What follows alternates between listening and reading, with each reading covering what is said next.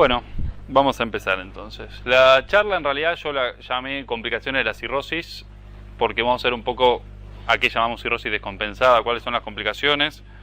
Obviamente no es posible abarcar todas las complicaciones de la cirrosis. La charla estaba principalmente enfocada a conocer qué es la hipertensión portal, que es la fuente de las complicaciones, la mayoría de las complicaciones de la cirrosis, y vamos a engancharla en algún momento con las complicaciones más frecuentes y terminar un poco con insuficiencia renal, que es un capítulo que es muy activo en hepatología.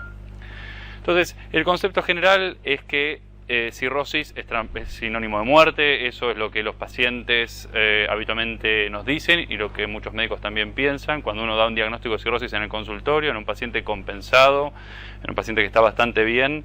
Todo parece que es una enfermedad fatal y rápidamente progresiva, ¿no?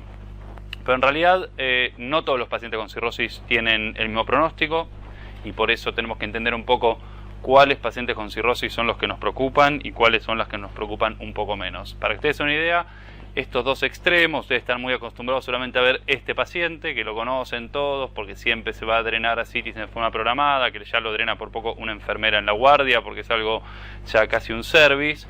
Pero este señor de acá también puede tener cirrosis, y así lucen los pacientes con cirrosis cuando nosotros los diagnosticamos en la fase inicial. Y habitualmente tenemos 10 años entre que le informamos a este paciente tiene cirrosis, porque nos dimos cuenta con ecografía, con una alteración del hepatograma o con algún signo indirecto de cirrosis. Pasan habitualmente 10 años entre que este señor deja de trabajar, se empieza a desnutrir, empieza a tener ascitis, empieza a tener encefalopatía, y la mayoría de esa constelación de síntomas y signos son producto de la hipertensión portal. Entonces, cuando nosotros nos preguntamos si cirrosis es sinónimo de muerte o de trasplante, en realidad lo primero que nos preguntamos es si el paciente tiene una cirrosis compensada o una cirrosis descompensada, y eso es lo que abre enseguida el panorama para un lado o para otro. Si el paciente tiene una cirrosis compensada, fíjense que la capacidad de que muera con el paso de los meses, acá estamos llegando hasta 120 meses, es alta, pero estamos dentro del 75% de sobrevida a 120 meses, lo cual no es algo tan terrible. Obviamente después pueden vivir mucho más, no es que ahí se acaba la curva. Sin embargo, cuando estamos en la columna, en la línea celeste, el paciente con cirrosis descompensada, sabemos que al paciente le queda muy poco tiempo de vida, habitualmente meses, como ese señor que ustedes veían en la foto de la izquierda antes. Entonces, cuando nos paramos ante un paciente con cirrosis, tenemos distintas herramientas para saber cuán bien o cuán mal está el paciente, y básicamente tenemos la evaluación clínica y el uso de algunos scores que, por más que parezcan antiguos, los seguimos usando todos los días porque nos dan mucha información. Cuando hablamos de la evaluación clínica, nos paramos al pie de la cama del paciente y empezamos a mirarlo. Nosotros tenemos 4 situaciones en el antecedente del paciente o en ese momento que lo estamos revisando que nos hacen saber a nosotros que el paciente está en la fase de descompensado. Y esto no necesitamos que el paciente esté sangrando frente a nuestros ojos, basta con que él nos cuente que hace 2 años tuvo una hemorragia digestiva. Ese paciente ya está en la fase descompensada, no se vuelve a la fase de compensación una vez que uno presentó una de estas 4 complicaciones, y son estas las 4 complicaciones que transicionan al paciente entre compensado y descompensado, porque muchas veces quizás el paciente tiene plaquetopenia, hoy tiene hiperesplenismo, y son presentados o son rotulados como cirrosis descompensada. No es cualquier cosa, cirrosis descompensada es solamente alguna de estas 4. Y fíjense los que yo les decía antes, como la columna de sobrevida entre cirrosis compensada, que es esta, baja mucho cuando el paciente presenta cualquiera de estas 4 complicaciones. Y para que ustedes sepan, ese señor en tan buen estado de salud que estaba de la izquierda tiene más o menos un 5 a un 7% de chance anual de pasar de una fase a otra presentando alguna de estas 4 complicaciones. Cuando aparece esto, que es la cirrosis descompensada, es decir, cuando el paciente tiene cualquiera de estas 4 complicaciones, el paciente ya no podemos hacer más nada para mejorarle su expectativa de vida. Podemos mejorarle la sobrevida durante una complicación aguda, tratando muy bien una hemorragia digestiva, una infección, pero no vamos a poder hacer que el paciente recupere función hepática. Ese paciente va a fallecer en esa curva celeste que le marcaba bien hacia abajo si no lo trasplantamos. Entonces ustedes tienen internado en sus hospitales un paciente que ha tenido cualquiera de estas 4 complicaciones, y ustedes lo drenan la citis, ustedes le tratan la peritonitis bacteriana espontánea, lo nutren, le cuidan los huesos, lo vacunan, eso está perfecto, pero el paciente, ustedes no están haciendo nada para que viva más.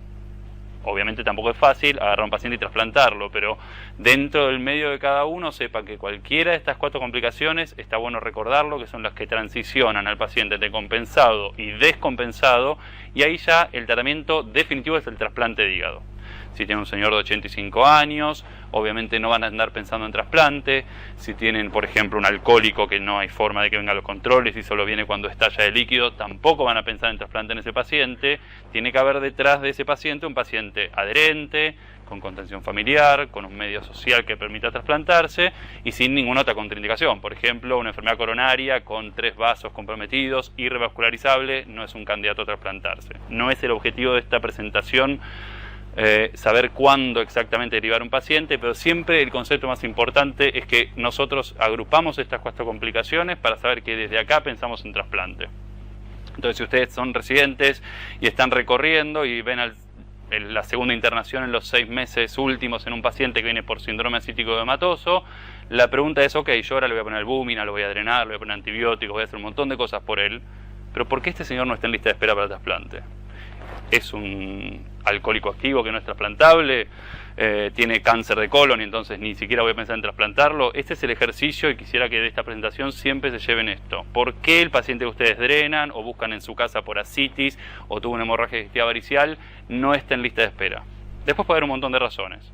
Del sistema de salud, que no tenga cómo ampararlo a ese paciente para trasplantarse, de la familia y, como les decía, de las comorbilidades. Pero el ejercicio de ustedes es, este paciente debería estar trasplantado. Si no se puede es porque hay pocos donantes, porque hay pocos hospitales, lo que sea, pero eso no es algo que ustedes tienen que detectar, sino que alguien que esté en el ámbito del trasplante tiene que decirle por qué ese paciente no se trasplantaría. Y los scores son muy útiles también. Nosotros hasta ahora veníamos viendo las complicaciones clínicas, ustedes conocen el score de Child. Así como cuando presentan un paciente con EPOC, uno lo presenta con la clasificación del GOLD, creo que era, y un asmático del GINA, y uno presenta una sepsis y tiene la clasificación de sepsis, y el Apache para los pacientes de terapia intensiva. A los cirróticos se los presenta con el score de Child, que obviamente es un score dinámico, que agrupa variables de laboratorio, como ven acá, bilirrubina, tiempo de protrombina y albúmina, y 2 variables clínicas que son ascitis y encefalopatía. Uno de entrada tiene 5 puntos de Child, porque es lo mínimo que uno puede tener, 1 punto por cada uno, y de máximo uno tiene 15 puntos. Entonces se agrupan las famosas categorías que ustedes escuchan a veces, Child A, B o C, en estos rangos de puntajes, y fíjense cómo esto nos da mucha información, además de la complicación de cuántas chances tiene este señor de estar vivo al año o a los 2 años. Entonces ustedes tienen un cirrótico Child C en la sala, y no se va a derivar un centro de trasplante por lo que sea. Lamentablemente esto es peor que tener un cáncer de mama. Entonces el señor se pasó a terapia intensiva por una hemorragia digestiva varicial y no se va a trasplantar. Es mucho más fácil limitarlo en su actividad. Perdón, me confundí de línea, le estaba diciendo el Child C. Es mucho más fácil limitar un cirrótico Child C que no se va a trasplantar que, por ejemplo, un cáncer de colon. Con el cáncer habitualmente uno está acostumbrado a decir, bueno, este paciente tiene cáncer, entonces pasó terapia intensiva, no lo reanimen si tiene un paro a la noche, o no lo dialicen si entra en anuria y edema pulmonar. Pero en realidad un cirrótico Child C tiene suficiente motivo para tampoco hacer nada de esto, y probablemente tiene mucho más motivo que, por ejemplo, un cáncer de colon. Entonces esto nos da información para actuar de más, es decir, pensar en trasplante, tratar de derivar a un paciente al centro de trasplante, pero cuando también sabemos que ese paciente no se va a trasplantar, esto es peor que tener un cáncer, es una cirrosis Child C. Entonces, si ese paciente no se va a trasplantar, y bueno, que no pase terapia intensiva, no lo reanimen a la noche, hablen con la familia, explíquenle al familiar y al paciente cuando sale de su complicación que esta es su expectativa de vida. Y créanme que el Child no miente, es un score súper fiel y tiene una performance muy buena para predecir sobrevida o muerte, como quieran verlo. Entonces, ejercicio, uno ve un cirrótico, lo primero que hace es interrogarlo por todo lo que tiene que interrogar, pero enseguida va a las 4 causas de descompensación: ictericia, ascitis, hemorragia digestiva y encefalopatía, y a calcular un Child. Y con eso enseguida uno tiene una idea de cuánto va a vivir ese señor, y si tienen que derivarlo por un centro de trasplante o si tienen que limitarlo si el paciente no se va a trasplantar. El Child tiene un techo, porque como yo les dije son 15 puntos nada más que suma. Entonces fíjense, por ejemplo, estos 2 pacientes, un paciente 1 de este lado y un paciente 2 de este lado, los 2 suman el máximo score de Child en 15, pero este tiene 18 de bilirrubina y este 3.5, este tiene 18 de tiempo de protrombina y este 30, este tiene una albúmina 1.1, este 2.5, y los dos tienen ascitis severa, encefalopatía severa, y los dos suman 15, pero no hay duda que más allá, si pudiéramos refinar más el child, este señor probablemente le queden 2 o 3 semanas de vida, y a este paciente acá probablemente le queden 6 meses. Entonces ahí tenemos problemas con el child, pues no nos permite una clasificación muy fina, pero por lo menos nos da una información general. Así como cuando pensábamos en trasplante, cuando el paciente había tenido cualquiera de las otras situaciones clínicas, las 4 que le nombré, pensamos en trasplante cuando el paciente tiene más de 7 de child. Porque son pacientes que habitualmente, si uno se fija, para tener 7, tiene que tener por lo menos 2 variables por acá. Es decir, que o tuvo encefalopatía, o tuvo ascitis, o por lo menos ya empezó a declinar la función hepática medida por cualquiera de esos 3 parámetros. Entonces otra forma de pensar en trasplante en los pacientes es cuando tienen un child de 7. No les hablo de MELD, pues es un score un poco más complejo que se usa en lista de espera. Cuando un paciente tiene ascitis, y vamos a empezar a hablar un poco de ascitis ahora, esta es la expectativa de vida, estaba resumida antes, en los 80 más o menos las series era que el 50% de los pacientes que debutaban con ascitis vivían en promedio entre 15 y 20 meses. Con el mejoramiento del manejo en agudo del paciente, mejor uso de los diuréticos, mejor uso de albúmina, profilaxis antibiótica, hoy los pacientes están viviendo un poco más, pero igualmente es una situación de alto riesgo cuando ocurre. Y acá entonces vamos a ver un poco qué es esto de la hipertensión portal. La hipertensión portal, como toda fórmula de presión, en cualquier parte del cuerpo, es un producto de la resistencia por el flujo. Y al cirrótico le pasa que tiene ambas cosas en aumento. Tiene las resistencias elevadas por la simple razón de que la sangre que tiene que atravesar el hígado por la vena porta se encuentra con un hígado rígido, multinodular, y entonces tiene un componente fijo que no deja que la sangre pase, y esto por una cuestión obvia empieza a aumentar la presión en este territorio de acá, que luego va a formar colaterales, entre ellas las varices esofágicas, va a hacer que la citis se empiece a escurrir por todo este lado, que la linfa y el plasma se empiece a escurrir generando la citis. Y tiene un componente dinámico que es hasta hace poco no se conocía, que tiene que ver con toda una situación potencialmente reversible o mejorable de la hipertensión portal, y acá están trabajando un montón de líneas terapéuticas nuevas tratando de mejorar el componente dinámico de la hipertensión portal, pero por ahora no tenemos nada dando vueltas para usar nosotros por este lado. Entonces sabemos que tiene ya la resistencia elevada. Y el flujo también lo tiene elevado, y esto probablemente es lo que más complica las cosas. Inicialmente se aumenta la resistencia porque lo primero que pasa es algo anatómico, el hígado se pone nodular, pero después con el paso del tiempo empieza a aumentar el flujo que le llega al hígado también, y eso es porque todo este aumento de la presión portal inicial genera acá trastornos endoteliales, como ocurren también en el pulmón, por ejemplo, cuando hay hipertensión pulmonar, donde se elevan un montón de sustancias locales que vasodilatan todo el lecho esplácnico y hacen que cada vez llegue más sangre que al mismo tiempo no puede atravesar el hígado. Entonces se genera este círculo vicioso de aumento de resistencia, aumento de flujo, más resistencia, más flujo, y empieza a ocurrir hipertensión portal. Y cómo la hipertensión portal se traduce en las típicas complicaciones de la cirrosis después, sería algo así. Tenemos un paciente con cirrosis, que capaz está 10 años sin ninguna complicación clínica, que de a poco va, con el componente fijo de la cirrosis, aumentando la resistencia en la vena porta. Esto empieza a dañar el endotelio produce, entre otras cosas, óxido nítrico, esto vasodilata todo el territorio esplácnico. Esto se sensa en el resto del organismo como que hay hipovolemia, por lo menos en todo lo que es intraabdominal. La hipovolemia, ustedes saben, que va a desencadenar principalmente 2 mecanismos: un sistema antinatriurético, que va a tratar de reabsorber sodio mediante el sistema renina-angiotensina-aldosterona, el sistema de las endotelinas, y el sistema nervioso simpático, y por el otro lado va a aumentar también el sistema de la hormona antidiurética, que va a causar problemas de retención de agua. Este sistema es el responsable de la citis, este sistema es el responsable de la hiponatremia que ustedes ven en los pacientes con cirrosis, y como todas estas sustancias, renina, catecolaminas, endotelina, arginina vasopresina o ADH, son vasoconstrictoras, van a ir al riñón y van a ser lo que genera luego el síndrome hepatorenal. Entonces, Esto en las décadas habitualmente que el paciente vive con cirrosis compensada se está gestando, lo mantiene al paciente en cierto estado eubolémico hasta que empieza a fallar. Primero falla habitualmente en todos los pacientes primero habitualmente tiene ascitis, es una de las principales complicaciones iniciales de la cirrosis. El paciente empieza con un poquito de edema, si uno ahí descubre que tiene ascitis, después pasa luego se pone hiponatrémico. Vieron que la hiponatremia del cirrótico es siempre una hiponatremia dilucional, una hiponatremia con LEC aumentado, y después de un tiempo, o desencadenado por un fenómeno agudo, todos estos vasoconstrictores que estaban hasta ahora compensando al paciente en esos 10 años que se sintió muy bien y fue a trabajar y todo, pero que ya estaba cirrótico, se terminan de desencadenar, afectando el riñón en lo que vamos a ver luego, que es el síndrome hepatorrenal.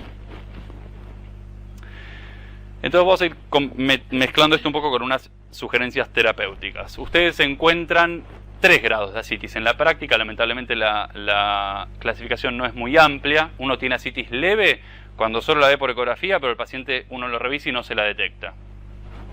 Uno, por el otro lado, se encuentra con ascitis severa cuando se encuentra con esos señores donde uno no puede ni siquiera casi deprimir las manos en el abdomen. Y luego, lamentablemente, nos queda esta categoría del medio, que es muy amplia, porque fuimos de no ver ascitis a no poder hundir la mano. Se imaginarán que la mayoría de los pacientes van a caer acá, y para cada uno de ellos uno tiene que hacer un tratamiento. Ahora, el concepto más importante quizás, y que nosotros trabajamos mucho en la residencia con esto, es ¿cuál es el riesgo de la ascitis? ¿No? Si ustedes están rotando por unidad coronaria o tienen una sala de enfermos cardiópatas, el cardiólogo va a querer que el señor no tenga sobrecarga de volumen. ¿Por qué? Porque la sobrecarga de volumen en un cardiópata significa edema agudo de pulmón. Entonces uno siempre a los pacientes cardiópatas los tiene secos, ¿no? Vos preferís darle un poco más de diuréticos y tenerlo seco con una creatinina un poco alta, porque el señor, vos sabés que donde te pones un poco tacaño con los diuréticos, entra en edema pulmonar y fallece, o por lo menos se intuba o entra en insuficiencia respiratoria.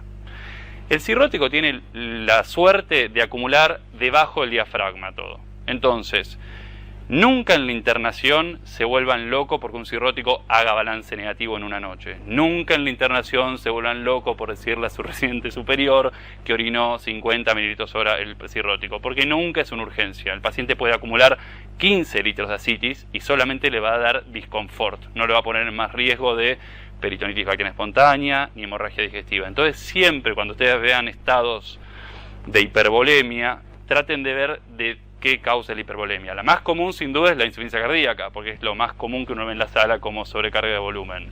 Y en ese paciente sí uno tiene que ser muy estricto con el balance, que orine 50 mililitros hora, porque eso no solo es un signo de bienestar general, sino que no hace que el paciente no entre en edema pulmonar. Este paciente no va a tener edema pulmonar, porque toda esa vasodilatación esplácnica que tiene le protege como si estuviera tomando nitroglicerina al señor, el sistema cardiovascular. Entonces es muy raro encontrar un cirrótico que haga insuficiencia cardíaca en la fase terminal. Están tan vasodilatados que es como lo que te veas con el alapril, hidralazina y alguna otra cosa que vasodilate. Entonces nunca se vuelvan locos por tratar rápido el estado de sobrecarga del cirrótico. Si está muy incómodo, lo drenan, le sacan 5, 10, 15 litros, y eso es mucho mejor que ponerle una dosis alta de diuréticos. Sobre todo este mensaje para el paciente internado. Ni hablar el recientemente internado, que viene vulnerable por lo que lo llevó a la internación, la hemorragia, la infección o lo que sea. Entonces nunca la diuresis es el problema inicial del paciente. En el consultorio uno tendría este paciente, donde fíjense que con ascitis leve, que solo vemos en ecografía, ni siquiera lo tratamos al paciente. Porque ¿qué le va a pasar por tener un poco de ascitis al paciente? Eso no le va a dar una peritonitis y eso no le va a molestar, así que nunca se preocupen por este paciente. Este paciente sin duda se drena, es un paciente que no puede respirar bien, que tiene el diafragma elevado, que empieza a hacer atelectasias, que no puede caminar, que no se puede nutrir. Y además, obviamente, se usan los diuréticos una vez que le acomodamos un poco el exceso inicial de fluidos. Este es el habitual, es el que tenemos que no solo restringir el sodio, sino que buscar una dosis de diurético adecuada. Pero de vuelta, la dosis de diurético adecuada del paciente con cirrosis se encuentra en el consultorio. Es muy raro que ustedes la encuentren en internación con el paciente vulnerable.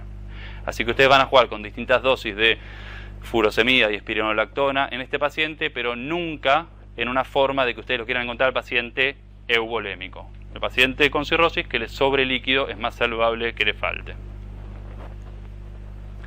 Cuando se ponen a tratar al diurético, una forma de empezar a ver que no nos estamos pasando de diuréticos es esto. Si el paciente no tiene edemas, que no pierda más de 0,5 kilos por día. Es la forma de ver la diuresis en estos pacientes, lo más cómodo es pesarlos. Si el paciente tiene con edemas, podemos jugar con un poco más de riesgo, porque entendemos que tiene más volumen, porque ya no solo está en el abdomen, sino que está en los miembros inferiores, y vamos a ir con pérdidas que vamos a aguantarnos de hasta 1 kilo por día. Pero de vuelta, ante la duda, que orine poco, no va a pasar nada. En la citis severa no hay duda que el tratamiento inicial, si ustedes van un día a la guardia y lo llaman por una citis severa, es drenarlo al paciente. Es un paciente, como les decía, que no puede respirar, está muy incómodo, y cuando los drenamos los pacientes mejoran bastante. Menor internación, ni hablar. Si uno quiere mandar a un paciente a la casa rápidamente, si lo pone a dar diuréticos, si tiene 15 litros, va a tardar 3 semanas en que el paciente se vaya sin ascitis tensa, así que desde el punto de vista hospitalario es algo que agiliza mucho el recambio de pacientes en la guardia y en la internación también. Ahora, ustedes esto lo sabrán, yo sé que a veces no cuentan con albúmina en muchos lugares, pero cuando hacemos una paracentesis evacuadora, tenemos que reponer albúmina por cantidad de líquido extraído. Esto es porque si no el paciente, como vamos a ver luego, pueden entrar en síndrome hepatorenal o empeorar una disfunción renal. Entonces ustedes drenan un paciente y tienen que saber que lo tienen que reponer. En caso de drenar más de 5 litros de ascitis, albúmina 8 gramos por cada litro de ascitis removida.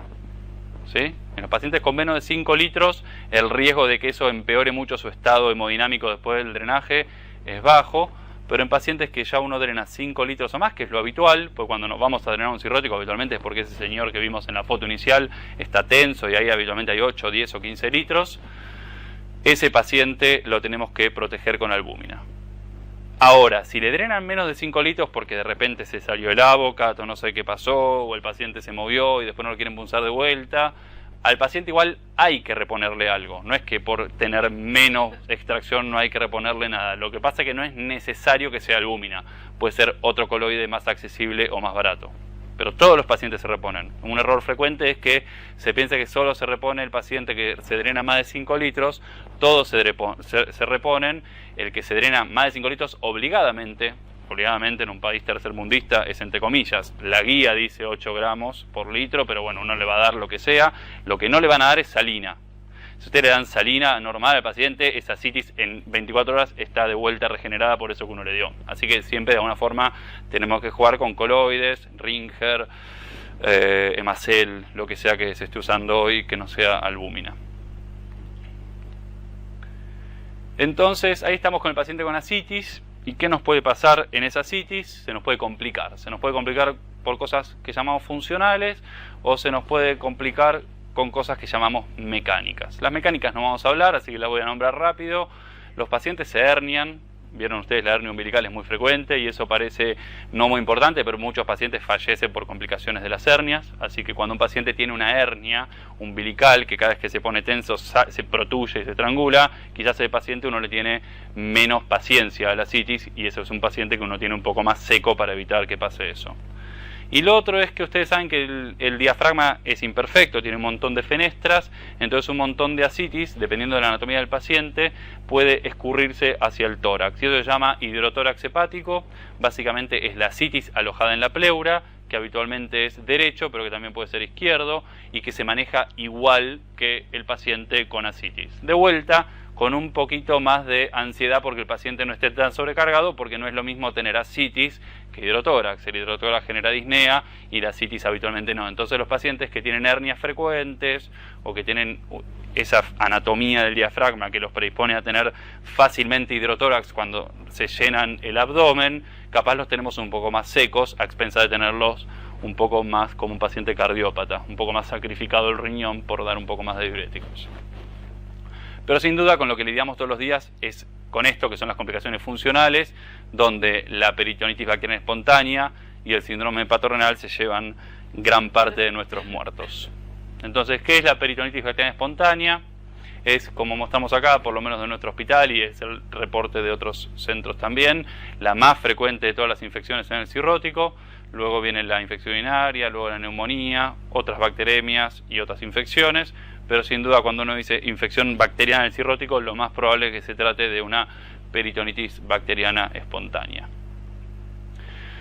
Hay cierta confusión siempre entre estos dos términos.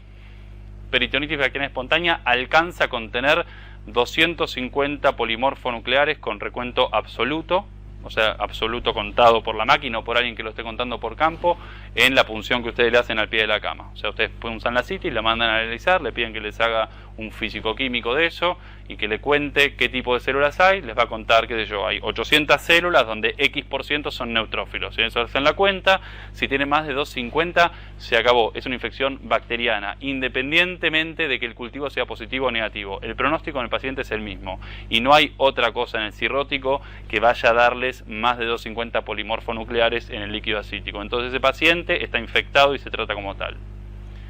La otra situación que vemos menos frecuentemente es cuando el paciente no llega a tener 250 polimorfos, pero nos llaman del laboratorio el día siguiente y nos dicen, che, dio positivo el cultivo de fulano, que vos en la guardia lo habías evaluado rápido, te había mandado del laboratorio el papelito que decía que tenía 200 células o 180, y al día siguiente te llaman. Bueno, eso se llama bacteriocitis. Desde el punto de vista práctico, lo que hacemos es pensar que esto cuando ocurre es porque el tipo estaba por hacer la peritonitis. Lo que pasa es que lo pescamos un poco antes de acá la inflamación peritoneal. Entonces la idea es, si bien la guía dice que este paciente lo observamos y en 48 horas lo punzamos de vuelta y vemos si hizo esto, es que lo pueden ver caso a caso. Si es difícil el lugar donde están trabajando, que punzar de vuelta es un problema, además, las tratan las dos por igual. Si quieren ser estrictos, a este paciente lo repunzan en 24 o 48 horas y se fijan, porque muchos esterilizan espontáneamente, entonces se ahorran en ese caso un tratamiento antibiótico en el paciente. Pero la realidad es que a veces, ni siquiera en los hospitales con mucha complejidad, es fácil esto de andar repunzando al paciente. Preferís como darle un tratamiento antibiótico y en 5 días te olvidaste del paciente. ¿Cómo estás? Siempre que puncen un paciente con líquido acítico en un paciente con cirrosis, piensen que cada tanto se van a encontrar una peritonitis secundaria. Entonces, si tenemos más de 2 gérmenes, estamos ante una peritonitis secundaria, seguramente por una perforación. Si tenemos glucosa muy baja o proteínas altas, y proteínas altas no es tan alto como ustedes imaginarán, es más de 1, 1.5, o menos frecuentemente el LDH que no lo usamos, pensemos que puede ser secundaria la peritonitis. ¿Por qué es importante? Bueno, porque se imaginarán que el tratamiento es distinto, necesitan otro tipo de antibióticos y muchas veces necesitan cirugías de urgencia. Entonces a veces un paciente que no responde bien al tratamiento, un paciente con mucho dolor abdominal, un paciente con abdomen en tabla o con cualquiera de estas características, pensar que si bien cada 99 de cada 100 van a ser una peritonitis espontánea con estas características y sin estas características, cada tanto algún paciente tiene derecho a tener una diverticulitis perforada o una apendicitis, y ustedes van a pensar que porque es un cirrótico con ascitis tiene esto, pero el tipo se va a morir digamos por una peritonitis clásica secundaria. Ahora, si algo se aprende haciendo esto es que el cuadro clínico de la peritonitis bacteriana espontánea es muy heterogéneo. Y tenemos el típico paciente que un día lo punzamos para drenarlo y alguien mandó el líquido acítico al laboratorio por error o por lo que sea y nos llaman del laboratorio para decir que tiene una peritonitis y entonces nosotros nos sorprendemos porque había venido a hacerse su cervix para drenarse, hasta el paciente que entró un día en shock séptico a la guardia. Entonces, por esto esta máxima de que todo paciente que se interna y es un cirrótico con ascitis, se punza a la llegada a la guardia o al piso. Esto es porque es muy frecuente que tengan peritonitis bacteriana espontánea y que ustedes no se den cuenta. Y quizás el paciente entró por encefalopatía nada más, o entró por un síndrome acítico hematoso, se punza como parte del abordaje inicial del paciente. Si tiene 250 polimorfos o más, se trata como una peritonitis bacteriana espontánea, por más que su médico de planta le diga, pero ¿cómo le va a dar 50 antibióticos si no tiene ni un signo de sepsis? No tiene, porque lo sabemos que muchos pacientes, fíjense acá, estos son los pacientes sin cirrosis y estos son los pacientes con cirrosis.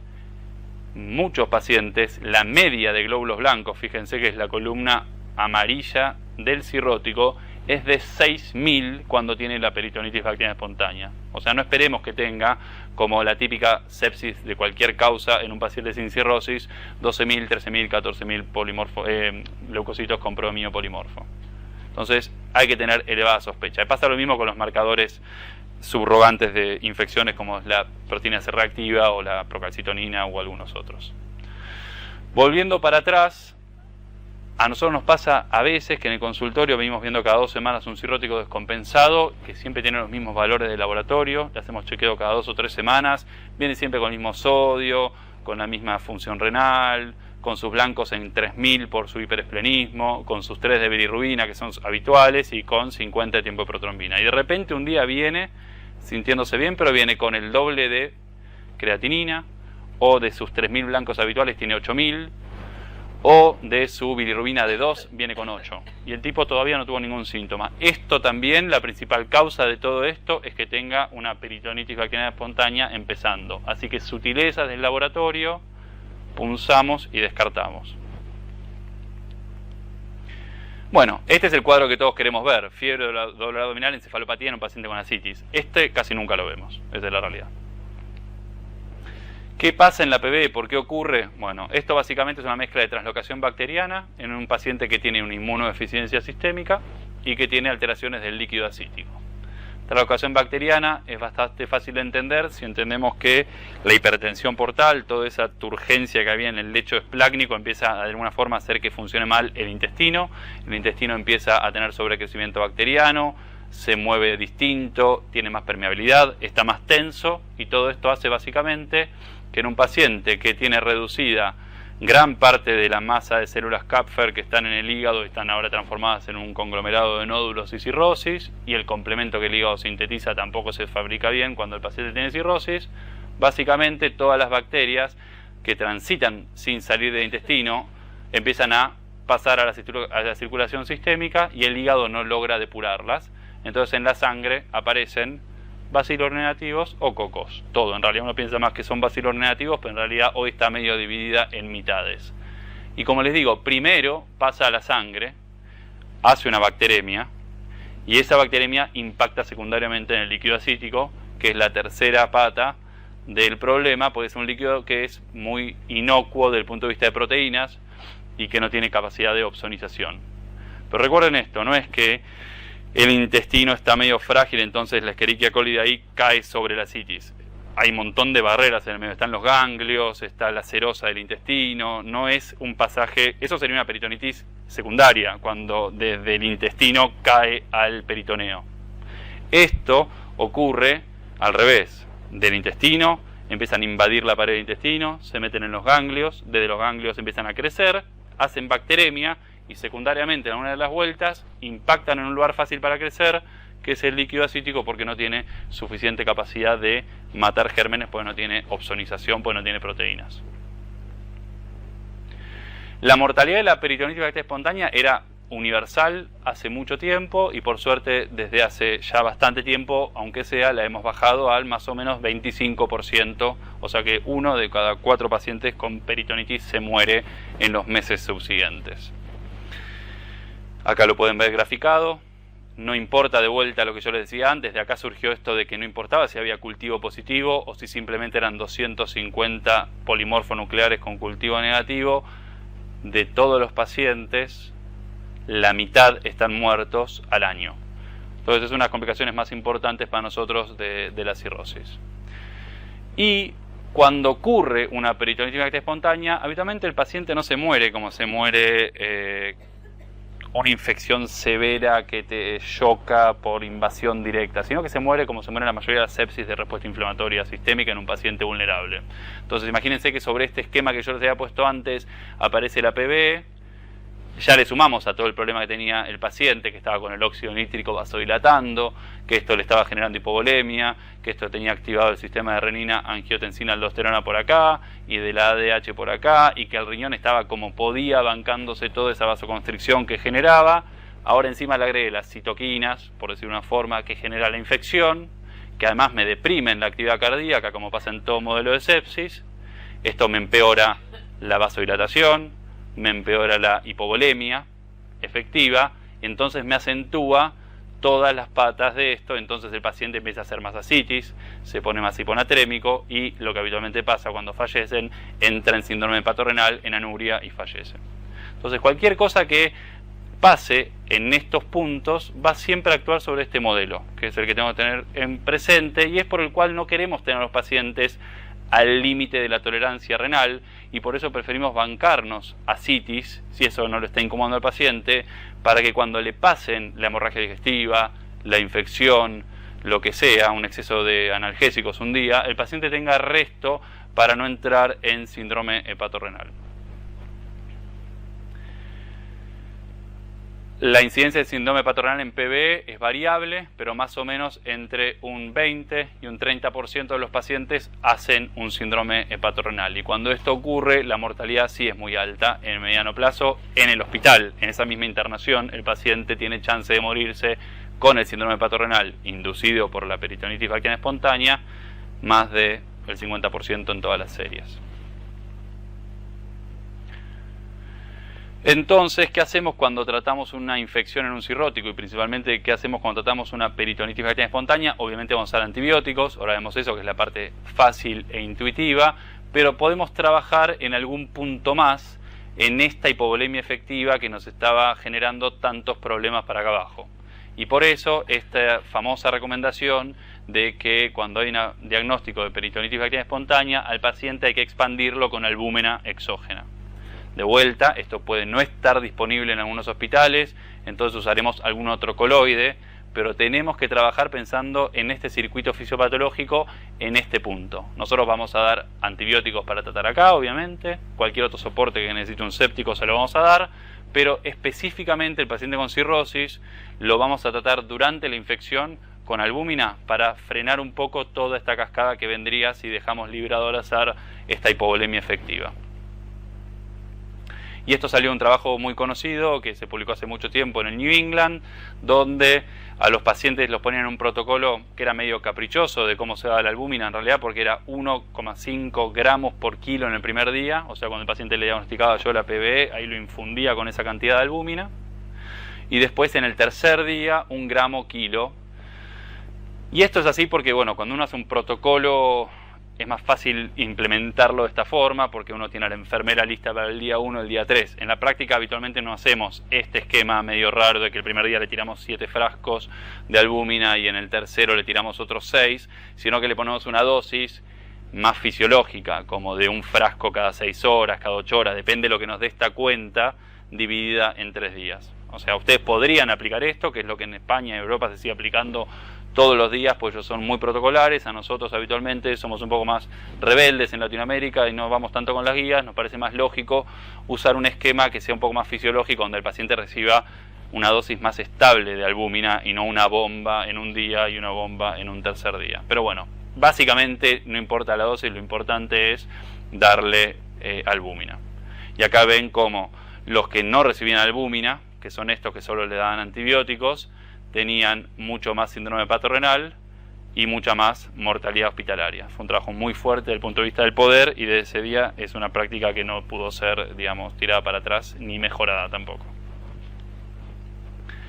Si ustedes quieren decir para quién está perfecto esto, es para estos pacientes.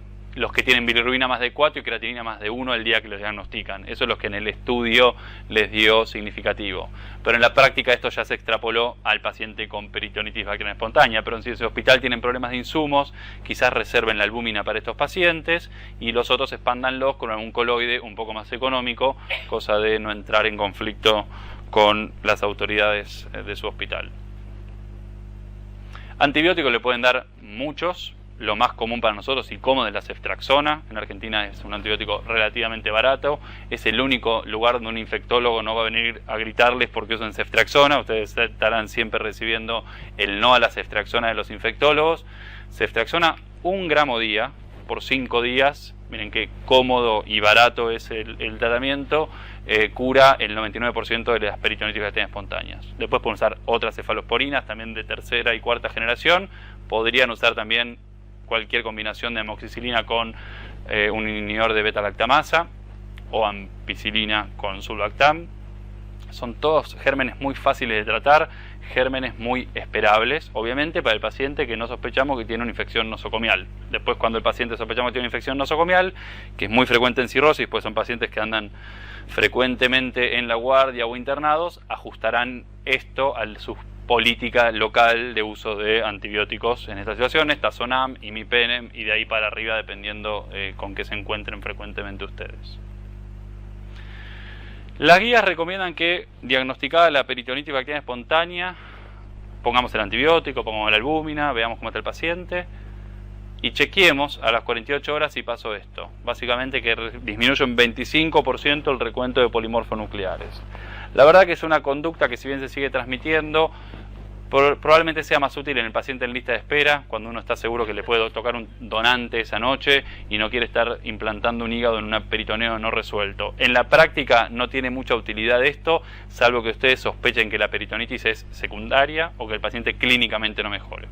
Así que yo esto no se lo recomiendo como una cosa obligada, sino en aquel paciente que empeora el riñón, el paciente que no mejora la curva térmica o el paciente que no mejora aquel signo que lo llevó a ustedes a pensar que estaba infectado.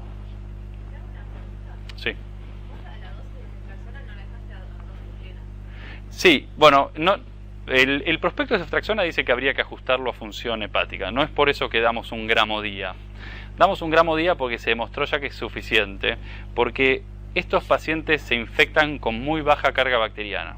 O sea, habitualmente vos das 2 dosis, en la primera dosis están negativos, pero algunos protocolos daban 2 o 3 dosis nada más de antibióticos. Tienen tan poca sistema macrofágico, porque está casi todo en el hígado albergado y no lo tienen, que con muy poca cantidad de bacterias generan lo que un inmunocompetente no podría generar. Entonces, la práctica usual es dar la dosis más baja posible de ceftriaxona por cuestiones de costos, de exposición a drogas, digamos que generan resistencia, pero no te la dije para ajustarlo, te lo dije pues se demostró que es suficiente una dosis tan baja. Pero está bien lo que decís, es una dosis muy baja que no se usa en ninguna otra situación, quizás en profilaxis nada más, pero que en cirrosis se demostró que está bien. Los infectólogos no les gusta esa dosis, vienen, nos lo corrigen, nosotros al día siguiente lo sacamos y así estamos 5 días que dura esto hasta que se va a la casa con 1,5 gramos por día en promedio porque lo fuimos cambiando, pero con 1 gramo día estarías bien, pero 2 gramos día no pasa nada, el paciente no lo vas a intoxicar de ceftriaxona. Bueno, entonces lo que le decía, si a ustedes les da dudas el paciente, lo punzaron y estaba todo bien, el tratamiento dura 5 días, ese es el tratamiento, 5 dosis de ceftriaxona. Así que el paciente habitualmente se queda internado entre 4 y 5 días. Y si el paciente no arranca bien porque no mejora los polimorfos, porque no mejora la curva térmica, porque el líquido tenía algunas otras características, piensen en una peritonitis secundaria y el estudio para hacer ahí es una tomografía y una consulta con cirugía y empezar a ver un poco qué pasa con ese paciente que no parece una PB. Se fue de alta el paciente, pues hicimos todo perfecto, estamos muy contentos. Si no le ponemos profilaxis para que vuelva a tener una peritonitis, la va a tener. Un 30% de los pacientes en el primer año tienen una nueva PB si no le dejamos profilaxis. Así que tener una PB es sinónimo de profilaxis secundaria para toda la vida, y esto es con norfloxacina 400 miligramos por día. Este es uno de los errores más frecuentes, olvidarnos de dar la profilaxis al momento del alta. El señor se va el domingo, no hicimos bien el pase, no estaba la indicación hecha, y a los 3 meses lo tengo de vuelta con una peritonitis y vuelan las cabezas de los residentes del fin de semana. Así que recuerden esto, 400 por día, muy efectivo, pero obviamente ejerciendo una presión microbiológica importante, así que esto obviamente no es gratuito, por eso no se lo ponemos universalmente a todos los pacientes con ascitis, porque a la larga esto nos termina trayendo problemas de resistencia. Así que esta es la indicación de profilaxis secundaria universal. Ya que estamos hablando de profilaxis, hay 2 situaciones más donde hacemos profilaxis, en este caso primaria, lo recién fue secundaria. El tipo había tenido una peritonitis y yo lo dejé con antibióticos para que no la vuelva a tener. Cuando tiene una hemorragia digestiva de cualquier causa, en los pacientes esto lo más probable es que ustedes tengan una hemorragia digestiva varicial, pero este señor puede sangrar también de una úlcera gástrica o duodenal, o este señor puede tener una epistaxis masiva y estar tragándose un montón de sangre.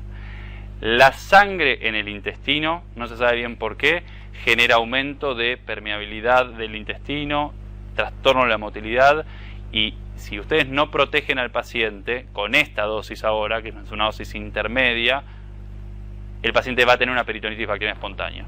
Entonces, esto es una profilaxis primaria que se hace durante el episodio de la hemorragia digestiva nada más. O si ustedes recibieron un tipo sangrando, por lo que sea, lo más frecuente que sea, como les decía, una hemorragia digestiva varicial, pero podría ser una úlcera gástrica o duodenal.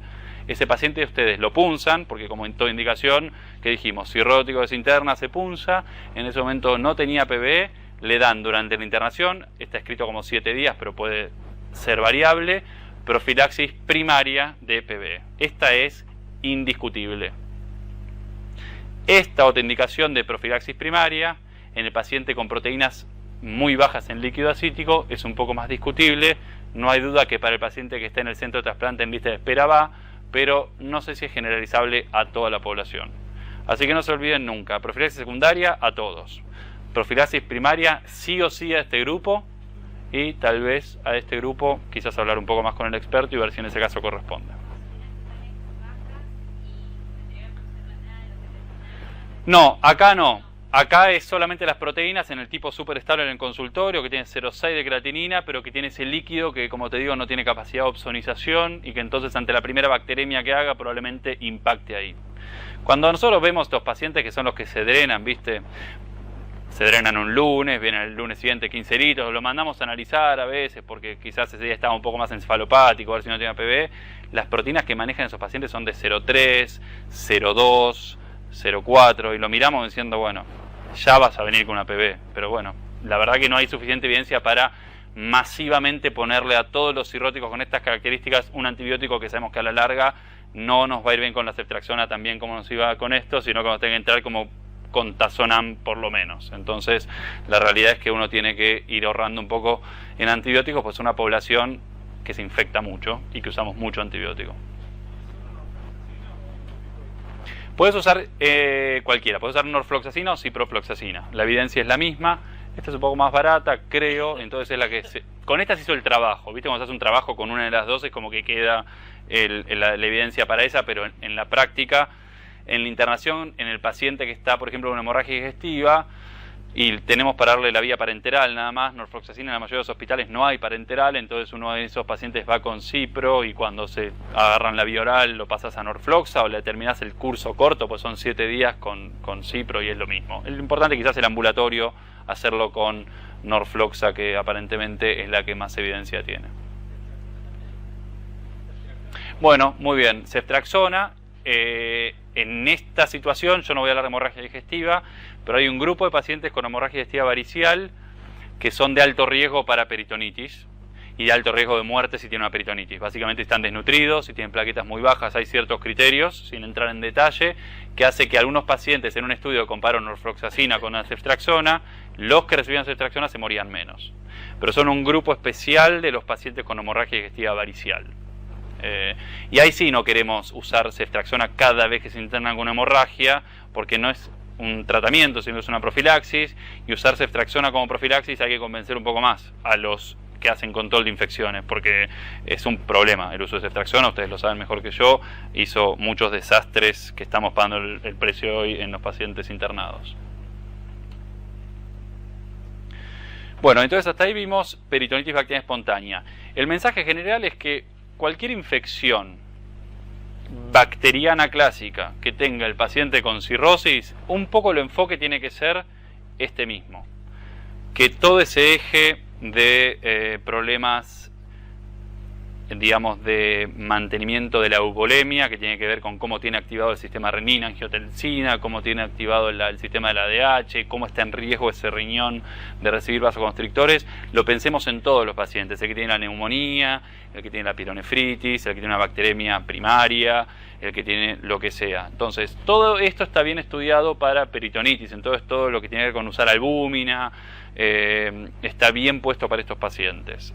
En la práctica, algunos centros optamos por copiar este modelo para todas las infecciones bacterianas, teniendo en cuenta que todos pueden ir al síndrome hepatorrenal, y otros centros son un poco más clásicos, estamos esperando siempre la evidencia de muchos trabajos que se han hecho para ver si las infecciones no PB, así se las engloba a todas las infecciones bacterianas que no son la PB, tienen beneficio también de usar albúmina y todas estas medidas que les decíamos recién. Así que si no van a usar albúmina en las infecciones no PB, por ejemplo cuando venga un cirrótico, recuerden bien este esquema fisiopatológico que muestra que está muy al límite ese riñón ya, como para bancarse la inflamación de la neumonía, la hipovolemia efectiva que le da a cualquier paciente una neumonía por inflamación. El cirrótico tiene menos resto. Entonces siempre lo tratamos de cuidar un poco más. No tenemos evidencia para ponerle albúmina a todo cirrótico que viene con infección bacteriana, pero por lo menos sí tenemos evidencia para mirarle muy de cerca al riñón, que es lo que vamos a ver ahora. Vamos a salir un poco de la peritonitis, pero van a ver que todo esto va a estar muy encajado con hipertensión portal y un poco con los mismos conceptos. Cuando uno habla de disfunción renal en cirrosis, es realmente un desafío hoy para nosotros.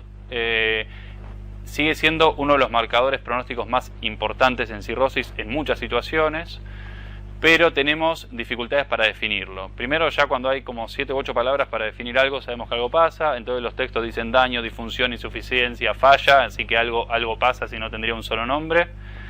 Y el principal problema es este, que tenemos la creatinina, que ustedes saben de otras especialidades, que está bueno hasta un punto, que muchos pacientes la creatinina no refleja realmente el clearance, y habitualmente nos manejamos siempre con valores fijos, como arriba de tanto de creatinina es insuficiencia renal. Más recientemente empezaron a aparecer estos conceptos de delta o variación de creatinina en el tiempo. Y el gran tema es dónde está el punto de corte para decir que el paciente tiene falla renal. Que es frecuente, como les decía, es muy frecuente. Este es un trabajo clásico de cirrosis que mostró en un grupo grande de pacientes que se internaban por cualquier cosa, pero tenían todos cirrosis. El 20% tenía falla renal. 1% tenía una insuficiencia renal crónica que no tenía nada que ver con la fisiopatología de la cirrosis, era un diabético, un hipertenso previo, entonces tenía nefroangiosclerosis o nefropatía diabética, pero un 20% venían con una insuficiencia renal aguda, donde por suerte la gran mayoría, 68%, eran prerrenales, que los expandíamos, le dábamos algo y mejoraban. Entonces este camino es el favorable y es el que queremos que tengan nuestros pacientes cuando se internan, pero un grupo de pacientes no van a responder a la expansión y van a ser los que van a tener el síndrome hepatorenal tipo 1 y tipo 2 que tanto confunden a veces, y ahora va a quedar bastante más claro, pues lo vamos a sintetizar. Pero sepan entonces que cuando un cirrótico se interna, el 20% de los cirróticos se internan, lo voy a decir mejor, tienen insuficiencia renal aguda y la gran mayoría es prerrenal, y ustedes pueden actuar en ese momento que vieron el paciente. Cuanto más temprano actúen, mucho más chances que vayan para este lado rojo, que es donde queremos, que el tipo revierta y listo. Y si tardamos, mucha más chance tenemos de que el paciente haga una NTA, una necrosis tubular aguda isquémica, porque no actuamos a tiempo, y entonces se transforme en un síndrome potencialmente fatal e irreversible. Fíjense cómo marca el pronóstico de insuficiencia renal, que en este estudio de pacientes que se habían internados con infecciones, todos cirróticos no infectados, si tenían función renal, disfunción renal o falla renal es esta columna, y si no la tenían es esta. La mortalidad entre los que tenían falla renal era el 34% contra 7% si era un cirrótico sin falla renal. La chance de que lo pasen a una unidad de cuidados críticos o una unidad cerrada era más del doble, 46%, 20%. Y fíjense lo que se interna un paciente con falla renal y cirrosis, 178 días más menos 19, ese cirrótico que nunca se ve de alta. En cambio un paciente que viene y se interna sin falla renal, habitualmente lo acomodamos rápidamente y se va a la casa. Es tan importante para nosotros la creatinina, que está en esta fórmula, que por favor no retengan, pero que sepan que es la fórmula que aloca los hígados en lista de espera. O sea, la gente está en lista de espera, se hace esta computación entre bilirrubina, RIN y creatinina, y la creatinina, por más que no tiene nada que ver con la cirrosis, uno dice cirrótico, ¿por qué le vas a medir la creatinina? Bueno, es tan importante que se metió acá con dos marcadores de insuficiencia hepática, bilirrubina y tiempo de protrombina o RIN. Y lo tenemos incorporado como una de las fallas orgánicas más importantes de nuestro SOFA para pacientes con cirrosis, así que todo paciente se interna en terapia, el pronóstico principal se lo da la falla renal. Y sabemos que lo usamos para predecir mortalidad en peritonitis bacteriana espontánea, en hemorragia digestiva, en hepatitis alcohólica aguda, en todos lados. Así que es importante para nosotros. ¿Cómo vinimos definiendo insuficiencia renal hasta ahora? De una forma no muy adecuada, pero de la cual tenemos la mayor evidencia. Se dijo históricamente, y son la mayoría de los trabajos que uno tiene hoy para revisar, que era una reducción rápida de la función renal, definida como un aumento de la creatinina mayor al 50%, o 1.5 veces del basal, con un valor que tenía que llegar a 1.5. O sea, se le pedía sí o sí al paciente que tenga por lo menos 1.5 de creatinina. Y que además haya tenido este dinamismo, es decir, que no haya sido siempre 1.5, sino que venga de un valor más bajo. Entonces, si bien, como les decía, es lo más frecuente que ustedes van a encontrar reportado y van a ver estos criterios habitualmente en las guías, es como muy exigente pedirle al cirrótico que tenga 1.5 de creatinina cuando luce así habitualmente, y sabemos que creatinina no va a expresar probablemente hasta que esté en anuria. Entonces se empezó a revisar durante mucho tiempo cómo jugar con la creatinina y el cirrótico. Obviamente se empezaron a buscar otras formas de medirlo, como puede ser el... Permiso, perdón que me agarro un agua. Otra forma de medirlo, como puede ser clearance de inulina, cistatina, cosas mucho más extravagantes que sabemos que pueden ser muy divertidas para un estudio clínico, pero que en la práctica uno no las va a poder usar. Así que dijimos, bueno, vamos a usar un poco mejor un criterio dinámico. Y esto que ustedes ven acá, en realidad este KDGO es una cosa que no es de cirrosis, es una cosa que es de nefrología, que ustedes habrán escuchado quizás si tuvieron charlas de riñón, o lo escucharán en la sala todos los días, que a todos los pacientes estamos tratando de ver si tiene insuficiencia renal, no solo con una creatinina mayor a algo, sino viendo de dónde viene el paciente. Entonces la nueva definición, que está un poco coexistiendo con la previa, estamos en una transición todavía, dice que tiene que ser una reducción abrupta, obviamente si no, no sería aguda. Lo ponen como 48 horas, pero uno nunca tiene el basal, ¿no? No es que el paciente no le saca sangre cada 2 días, entonces sabe cuánto tenía 2 días antes, de la función renal, que se manifiesta por un aumento de creatinina, miren lo que pide nada más, de 0,3 miligramos, o un aumento en la creatinina de 50% o más en 7 días. Parece un lío, por uno cómo se va a acordar esto, la realidad que hay que tenerlo un poco en la mano cuando uno la quiere ver, pero le está pidiendo mucho menos, hace que este paciente, por ejemplo, tenga insuficiencia renal. Antes no, este paciente se fue de 0,6 a 1.2, tiene insuficiencia renal, antes tendría que haber tenido de 0,6 a 1.5, y eso es mucho en cirrosis, sobre todo descompensada. Entonces tendría, según este criterio, insuficiencia renal, y según este otro criterio no. Es más nueva, va ganando aceptación y es menos exigente. Y se complica un poco para la práctica. La verdad que es más fácil decir 1.5 que todo este lío. Yo no quiero que entren en detalle de que hay distintos tipos de esto, sino simplemente que se lleve el mensaje de no esperemos que tenga 2 ni 1.5 de creatinina el paciente. Si sabemos a este paciente que vive con 0.3, 0.2, esas son las creatininas de nuestros pacientes en ambulatorio, que son Child C, son esos los valores que manejan. Cuando viene con 0.8, cuando viene con 1, abrimos los ojos ya y vemos a ver de dónde viene. Cuando yo veo el internado, me llaman a la mañana, hay un internado, lo recorremos, 1 de creatinina. Lo primero que hacemos es de dónde viene. Viene de 0.2, este tipo está entrando en insuficiencia renal. Viene de 1, no, probablemente tengo una insuficiencia renal crónica, un cirrótico Child C con 1 de creatinina. Entonces, ¿qué hacemos? No importa el grado exacto de AKI, no se preocupen por eso. Ustedes reciben el paciente, como el ejemplo antes, 0,6 habitualmente, o 0,6 anteayer internado y hoy internado, que es lo que más van a ver ustedes, ¿no? Un tipo que está internado una semana, que en el medio de la evolución hace de 0,6 al ingreso, al día 7, 1.2. Estamos por acá. Lo empezamos a mirar de cerca. Le sacamos todo lo nefrotóxico que quizás no le teníamos que haber puesto, pero que quizás era necesario. Algún antibiótico, tal vez tenía dolor, lo teníamos con AINES. Y acá dice expandir entre signo de pregunta. Yo no los puedo sacar porque es una guía. Yo les sugiero sacarle signo de pregunta y expandir este paciente, darle volumen. Si el paciente no progresa y mejora, se acabó y ustedes actuaron temprano, quizás mucho más temprano de lo que hubieran actuado si esperaban 1.5 de creatinina. O sea, ustedes pesquisaron un delta de creatinina que les preocupa. Eso es lo que quiero darles de este mensaje. Pero algunos pacientes, pese a que actúen bien, van a estar progresando y van a ya pasar a la otra clasificación, que era más severo, valores más altos de creatinina, no importa. Acá no hay duda de que ya suspendieron los diuréticos probablemente, pero si se olvidaron lo suspenden.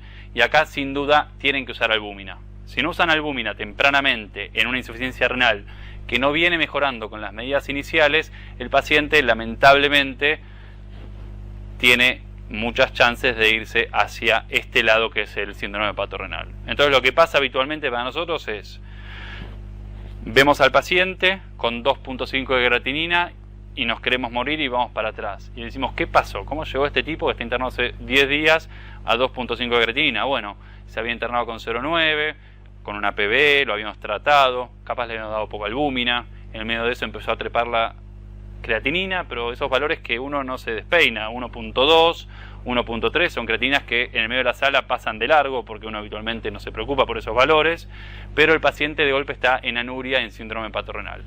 Entonces el mensaje de la nueva definición, más allá de que quiere complejizarlo un poco porque hay como 3 grados adentro de una nueva definición, no presten atención a eso, nadie se los acuerde y no creo que sean los valores definitivos que van a quedar, es seamos un poco más exigentes con la hidratación, con remover nefrotóxicos, no esperemos que el paciente tenga valores absolutos elevados de creatinina.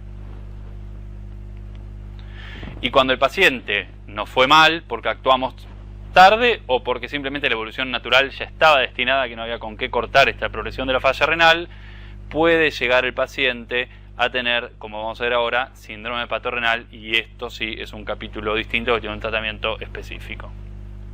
Entonces, volviendo al gráfico de antes, varias cosas, ahora ya no como hablábamos antes, solo una infección, una hemorragia digestiva, una hepatitis alcohólica, una infección, una hepatitis aguda de cualquier causa, una cirugía grande, por ejemplo, pueden, sobre este cirrótico, que como les decía siempre, estaba medio al límite, acentuar los vasoconstrictores renales y el paciente entrar en síndrome hepatorrenal.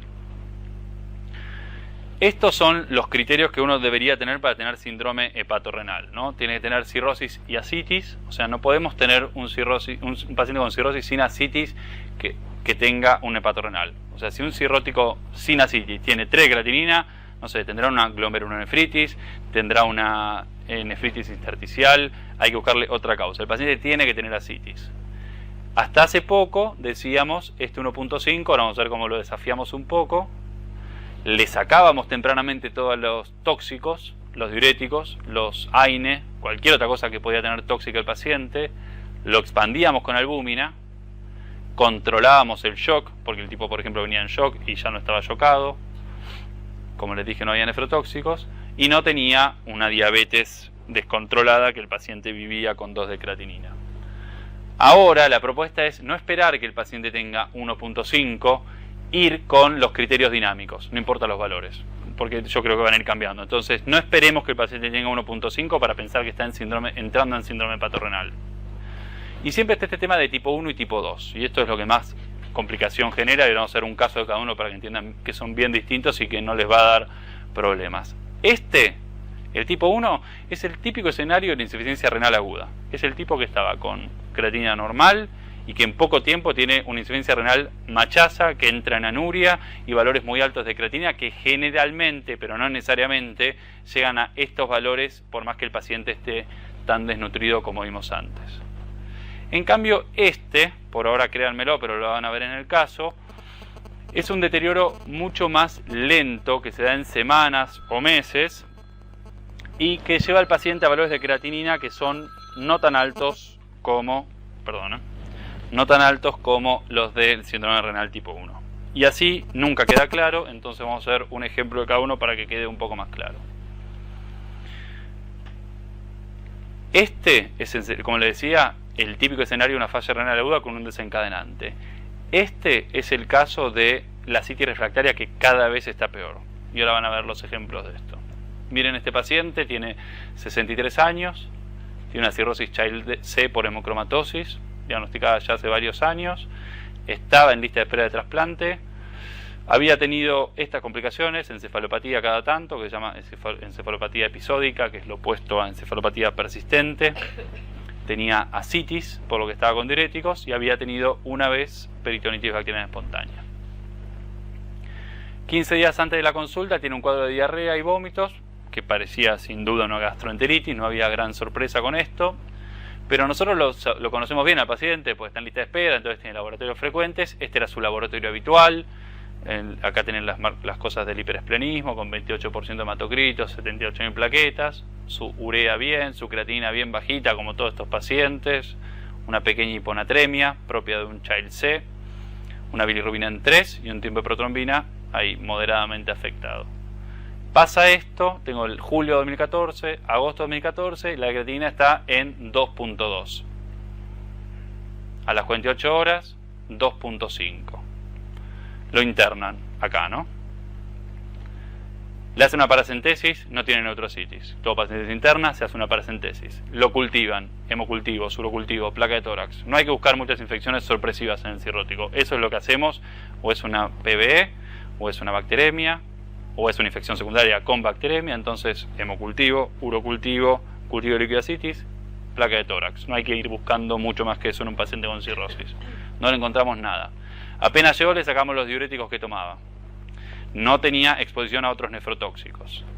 Lo expandimos con albúmina y tenía además un sedimento que nos mostraba que no tenía una glomerulonefritis o algún daño postrenal, que es muy frecuente ver, pero por rutina lo hacemos en todos los pacientes con insuficiencia renal aguda.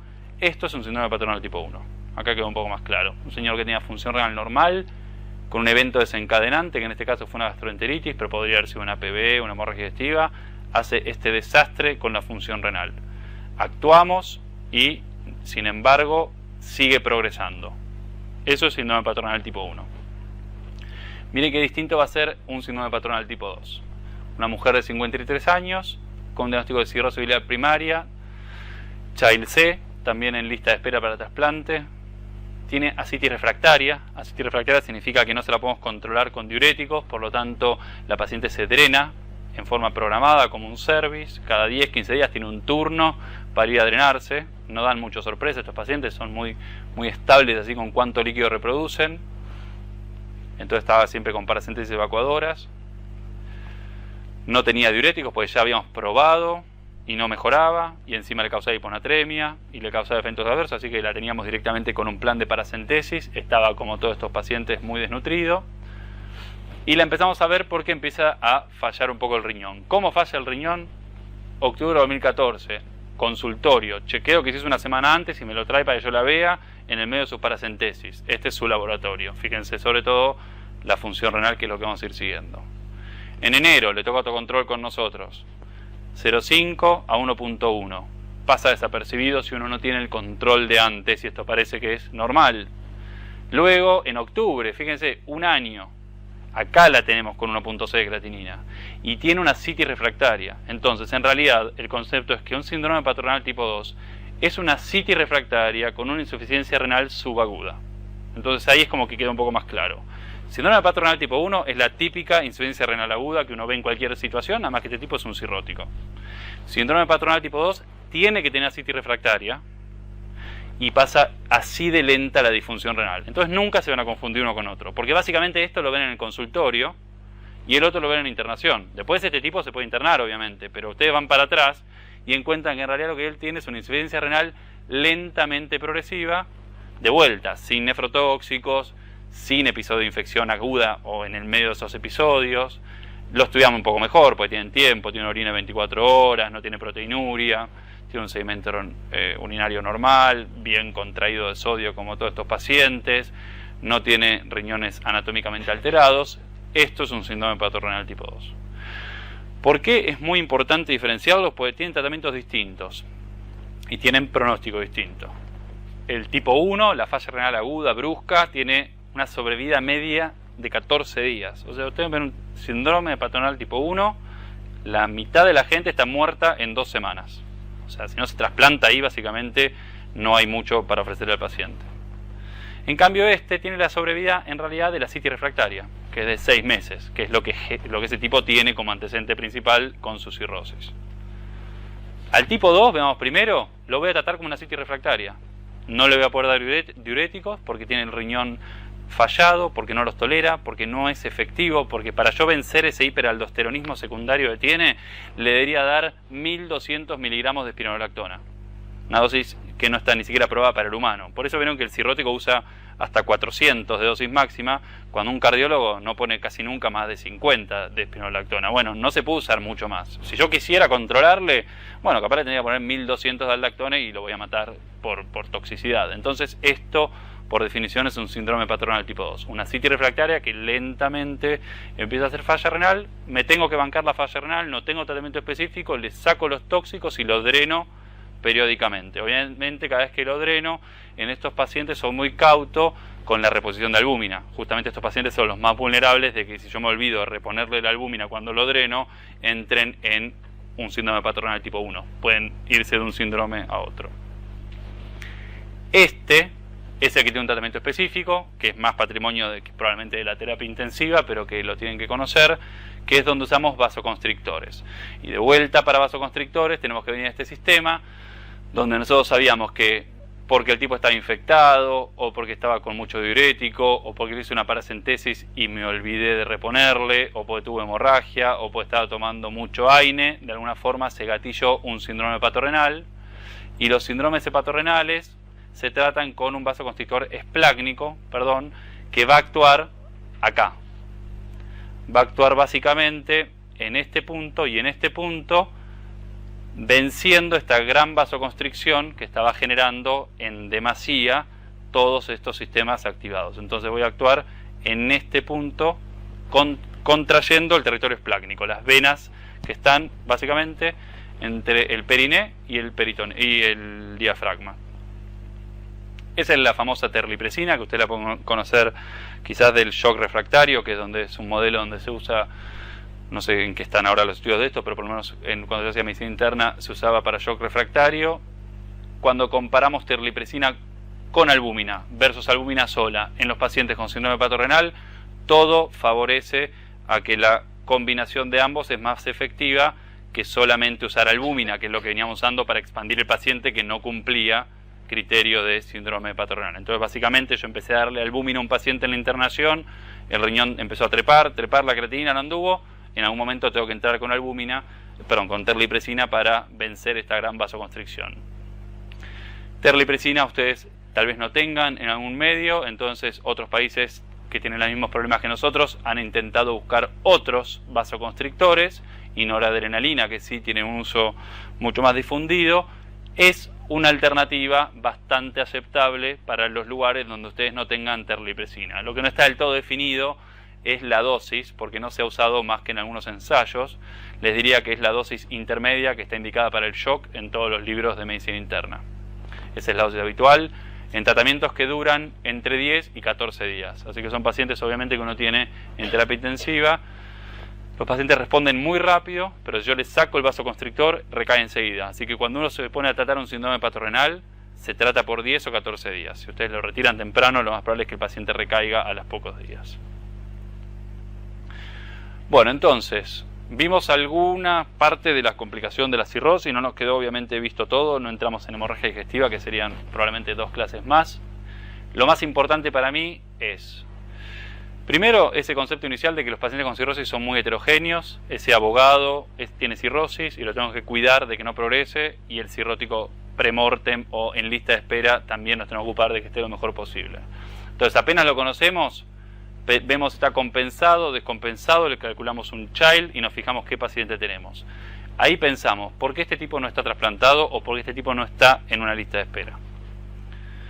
Y en el que no está trasplantado, lo vamos a ir tratando las complicaciones agudas y le vamos a ir tratando la causa de la cirrosis. Obviamente es un alcohólico, tiene muchas chances de recuperarse bastante si deja de tomar. Si tiene hepatitis C, por ejemplo, hay que tratar la hepatitis C. Si tiene hemocromatosis, habrá que ver si tiene indicación de hacer sangrías. Digamos, hay todavía causas tratables de la cirrosis que pueden hacer a los pacientes que no están tan descompensados retrogradar la fibrosis y volver el estado, quizás no del paciente de la foto que era la citis refractaria terminal, pero sí de estadios intermedios a un paciente con mejor salud. Las claves acá es entonces prevenir y tratar las causas de cirrosis temprano. Tratar de pesquisar ese cirrótico que ustedes tienen una esplenomegalia y nada más. Eso es todo lo que ven. Ese paciente abordarlo como un cirrótico desde temprano.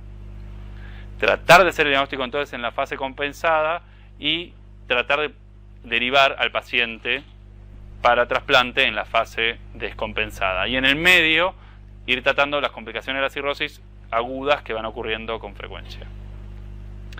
En relación al riñón, es una entidad muy importante para nosotros, que está asociada a un mal pronóstico.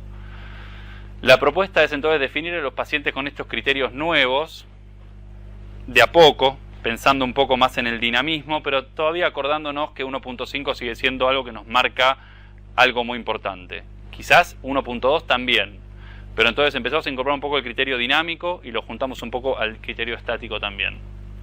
El síndrome hepatorrenal continúa siendo una causa prevalente y reversible de insuficiencia renal aguda, que si actuamos temprano tenemos para el síndrome hepatorrenal tipo 1 estrategias reversibles con vasoconstrictores, y sin duda la prevención del síndrome hepatorrenal, evitando todas esas cosas que se interponían en ese circuito fisiopatológico, tratando tempranamente la hemorragia, no dando nefrotóxicos, tratando tempranamente las infecciones, indicando profilaxis secundaria de peritonitis arterial espontánea, va a ser la forma más efectiva de no encontrarse entonces con un paciente con síndrome hepatorrenal. Bueno, cualquier otra duda de complicaciones de la cirrosis las charlamos ahora, pero creo que esto es suficiente.